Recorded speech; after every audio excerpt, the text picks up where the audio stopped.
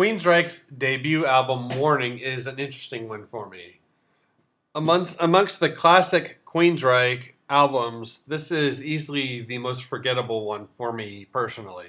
And I typically kind of think of this as one of those albums that ends up being an underrated gem. Because for some reason, I never quite remember just how good it is until I actually listen to it.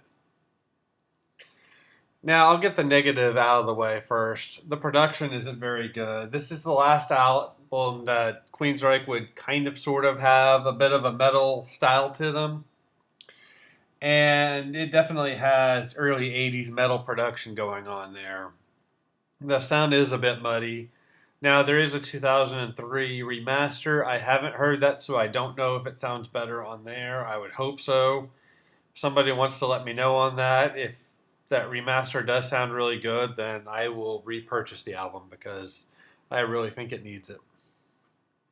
The guitars are too far in the background and are a bit softer than the debut album, and I really think those guitar tones from the debut EP really would have helped this album out some. It feels like it kind of needs to be a little heavier in terms of the sound and production. The style-wise is perfectly fine, but just the sound feels like it used a little work. The band plays with a lot of energy, and it's really kind of rare, especially the later on and you get into their discography, to hear them play with this much energy. So that's really nice to hear. The drumming is really solid on this album. The guitar work and the songwriting are all top-notch, and Jeff Tate's vocals, for what I think of the man, I think I said this on the EP review, the man could sing back in the day. He had an awesome voice. And he definitely had that on display on this album as well. This would be the last album where he would have that Queen of the Reich, Take Hold of the Flame type sound with his voice where he would hit those really, really high notes. He would occasionally do them on the next couple of albums, but not nearly as much as on the EP and this one. The album opens with the song Warning, which is kind of an upper mid-tempo type song. It's got a really nice pacing to it, actually. And I really like the drum beat and guitar riffs in this song. Tate's vocals are solid, and overall it's just a good song. There's not really a whole lot special I can say about it, but I would add this to my list of Queensryche songs that I wouldn't be able to live without. Enforce is next, and this is one of my 3 favorite songs on the album, and there's not a bad song on this album, so it's really saying something to say that a particular song is amongst my favorites. This one has a very nice pacing to it. I love the drum beats, and I love the guitar riffs to this song. The chorus is amazing. Everybody is in top form on this song. It's overall just a very, very strong track. Deliverance is next, and this is one of Queensryche's faster songs in their discography. It's got a really nice pacing to it. I really like the drum beats. The guitar riffs are awesome, and overall everybody just does a nice job on this song. Really, the first 6 songs to me are the best points on this album, or my favorite section of this album, I guess you could say. All 6 of these first songs are very solid. Not that the last 3 are bad, but these first 6 are just amazing. No Sanctuary is next, and this one's a Queensryche ballad. It's their second ballad they've done to this point, and it's a pretty decent one. There's not a whole lot I can say about this song. There's not a whole lot that's really special about it, but it's a decent enough ballad. The vocals are pretty cool, especially in the chorus. NM 156, assuming I'm reading that properly, is the next song, and this is another one of my 3 favorite songs on this album, and another one of those songs that, out of Queensryche material, I just cannot live without this song. This is a phenomenal track. Now, when I first got this album, I did not like this song at all. It sounded very weird. I wasn't used to it. I just could not get into it, but the more I just kept giving it a chance, the more I just really ended up liking the song. It starts off with some weird noises, and then there's a weird percussion that kicks in before the song gets going, and it's even got a bit of a weird beat to it in the first verse. Tate's vocals sound weird as well, but, in a cool way. When I say weird about all this stuff, at first it might have been kind of a bad way when I first heard this song and didn't really like it, but now I think it's cool. So Now it's just very unique. When I say weird, I mean that actually as a good thing now. The chorus is amazing, and I love the pacing of this song. After kind of a weird pacing for the beginning, it ends up being mostly a fairly faster song. Very nice track. I love this song a lot. Take Hold of the Flame rounds out my favorite section of this album. And this is a Queensryche classic. This song is awesome. This is the song that I knew when I got this album. It's just amazing. The song starts off with some clean guitars, electric guitars, and Tate's vocals. He's singing, kind of softly for him, and the guitars. It's just a very soft start to the album or to the song for the first verse, and then it really picks up.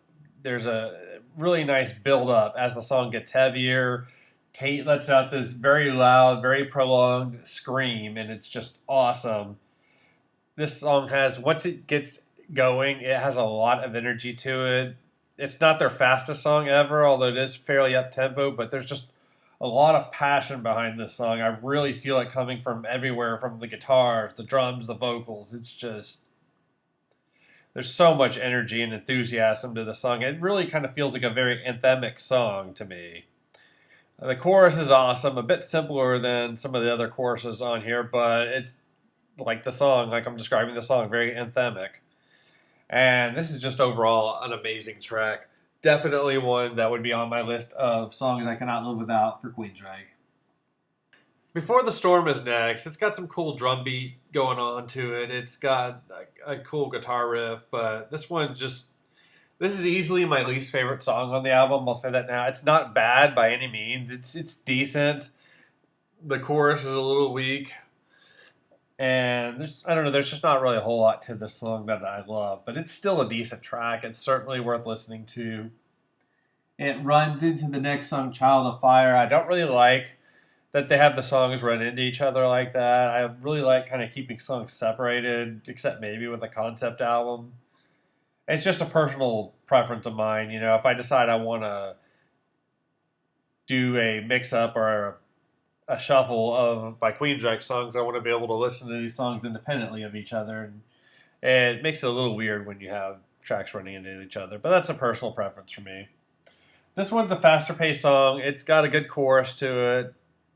It's not really a standout track to me like the first 6 songs are, but it is a very, very nice track. It is quite good. And then Roads to Madness, I guess is what this one's called, concludes this album. And this would start a trend for Queensryche that would go on for quite a while. And that being really strong, epic sounding final tracks. And this one definitely has that. This isn't one of my favorite songs on the album, as I already mentioned, tracks 1 through 6 are, but it is a very, very nice track. It starts off with a little bit of electric guitars and some drumming, and then it kind of goes into this slow segment. The first section of the song is fairly soft throughout the verse, chorus segment of it.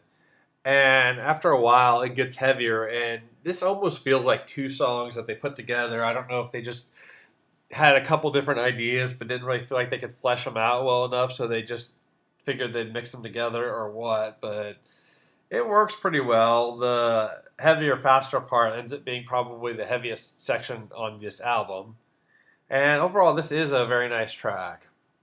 I do find the backing vocals a little annoying, but not too bad, especially given that I have the unremastered version. I'm sure if they're more upfront in the mix on the remastered version, and I don't know if they are because I haven't heard that, then I'm sure they'd be more annoying. But overall, this is still a very nice track. It's kind of funny because I listened to this album and Condition Human back to back today, and the title track for that one, the very last track, the title track for that album, reminds me a lot of this song. It's kind of done in a similar way. There are differences, but it's just kind of funny hearing that, and hearing the way they structure that song kind of reminds me of this one.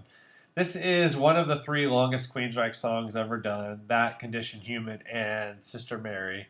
Sister Mary being the longest. I don't remember the track length for this one, compared to Condition Human. So I don't know if I'm assuming this is still the second longest Queensryche song ever, but it could be Condition Human. I don't remember. I'd have to go look that up. But it's still one of the longest songs, and it's pretty cool. I'm glad that they expanded on what they do a little bit with this track, and it definitely had an epic feel and was a very nice way to close out the album.